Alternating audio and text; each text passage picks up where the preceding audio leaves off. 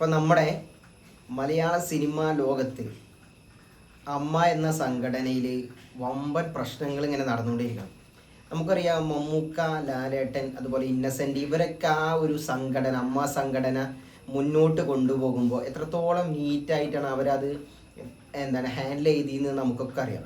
പക്ഷെ പിന്നീട് അത് ഒരു വനിതകളുടെ കയ്യിൽ കിട്ടിയപ്പോൾ എന്താ പറയുക, ഒരു എന്തൊക്കെ ചെയ്യണ ഒരു രീതിയിലുള്ള ആ ഒരു സംഭവത്തിൽ അവർ ശ്വേതാമേനോൻ്റെയും പുക്കു പരമേശ്വരൻ്റെ അവരെ ആ നേതൃത്വം വളരെ പരാജയപ്പെട്ട് തന്നെ പറയാം.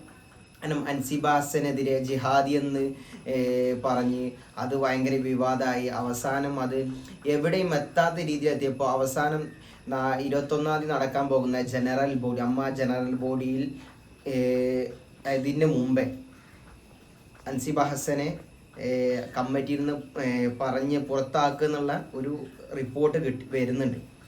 ഇതിന് പറയാനുള്ളതെന്ന് വെച്ചാൽ, അമ്മ എന്ന സംഘടന ഒരു 1-2 ആളുകൾ തീരുമാനിച്ച് ഉണ്ടാക്കുന്ന ആ ഒരു രീതിയിൽ നിന്ന് എത്രയോ മാറ്റം വരേണ്ട കാര്യങ്ങൾ. കാരണം ഒരുപാട് മലയാള സിനിമ താരങ്ങൾ അതിലുണ്ട്, 500ഓളം താരങ്ങൾ അതിലുള്ളതാണ്. ഒരുപാട് പാവപ്പെട്ട വയോധികരായ ഇന്നും സിനിമയിൽ അഭിനയിക്കാൻ പറ്റാത്ത ഒരുപാട് ആളുകൾ അതിലുണ്ട്.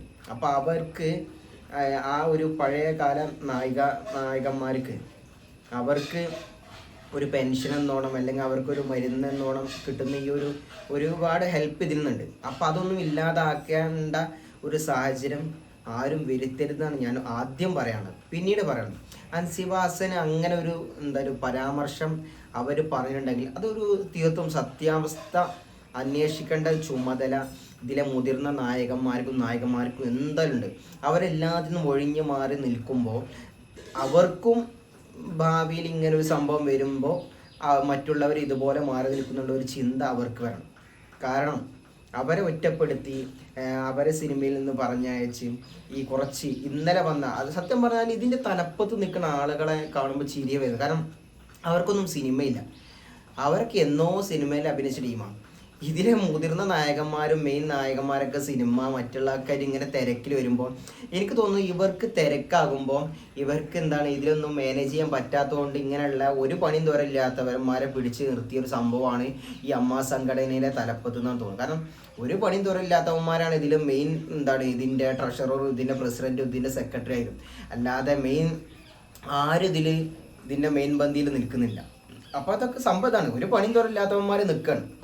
അപ്പോൾ അൻസിബാസിന് ഇങ്ങനെ ഒരു സംഭവം പറയുമ്പോൾ അതിൻ്റെ സത്യാവസ്ഥ അന്വേഷിക്കേണ്ട ഉത്തരവാദിത്വം എന്തായാലും ഇവർക്കുണ്ട്. അത് അന്വേഷിക്കാതെ അൻസിബാസിനെ പുറത്താക്കുന്ന ഈ ഒരു പ്രവണത ഒരിക്കലും ഒരു നല്ല തീരുമാനമല്ല. ഇതിനു മുമ്പ് ഒരുപാടുണ്ട്. ക്യാപ്റ്റൻ രാജുവിനെ പുറത്താക്കിയ ഒരു സംഭവം ഉണ്ടായി, തിലകനെ, അതുപോലെ തന്നെ മാള രവീന്ദ്രനെ, പൃഥ്വിരാജിനെ, അങ്ങനെ ഒരുപാട് ആളുകളെ ഇവരിങ്ങനെ വിലക്കി. പക്ഷെ ഇവർ വിലക്കിയിട്ടും സിനിമ എന്ന് പറഞ്ഞാൽ ഒരു സംഘടനയിൽ മാത്രം ഒതുങ്ങി നിൽക്കുന്ന ഒരു സംഭവമല്ല. അതിന് മറ്റു പല കാര്യങ്ങളും ഒരുപാട് സംഭവങ്ങളുണ്ട്.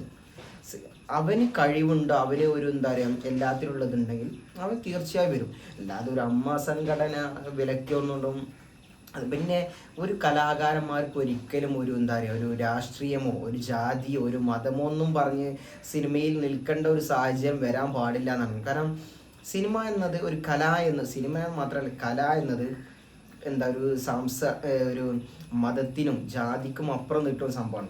അവിടെ ജാതീയത പറഞ്ഞിട്ടും ഒരു മത സംഭവങ്ങളൊക്കെ പറയുന്ന സംഭവം